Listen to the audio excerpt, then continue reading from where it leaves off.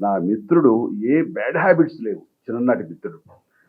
అతను వచ్చిన సడెన్‌గా నాకు లంగ్ క్యాన్సర్ వచ్చింది. లంగ్‌లో ప్యాచెస్ కనబడుతున్నాయని చెప్పారు డాక్టర్లు. అదెట్లాగా వచ్చింది అని. నీకేం బ్యాడ్ హ్యాబిట్స్ ఏం లేవు కదా! నువ్వు స్మోకరు కాదు. ఏ రకమైనటువంటి ఇవి లేవు. లంగ్ ఎందుకొచ్చింది? మంచి అట్మాస్ఫియర్‌లోనే పల్లెటూరులో హాయిగా మంచి క్లైమేట్‌లోనే ఉంటుంటావు కదా! వెదర్‌లో. ఎందుకొచ్చిందంటే ఏమో తెలీదన్నాడు. ఒక్కోసారి ఎందుకొస్తుందో తెలీదు. జెనెటిక్స్‌గా ఐ మీన్ జెనెటిక్‌గా పెద్దల నుంచి రావచ్చు. అలాంటి అవకాశాలు ఉన్నప్పుడు.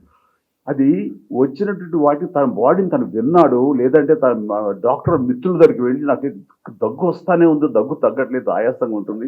ఎన్ని మందులు వేసుకున్నా తగ్గటం లేదు అంటే, ఇన్ని మందులు వేసుకున్నా తగ్గటం లేదంటే దీన్ని తేలిగ్గా తీసుకోకూడదంటూ ఆ డాక్టర్ మిత్రుడు వాడు నా స్నేహితుడు.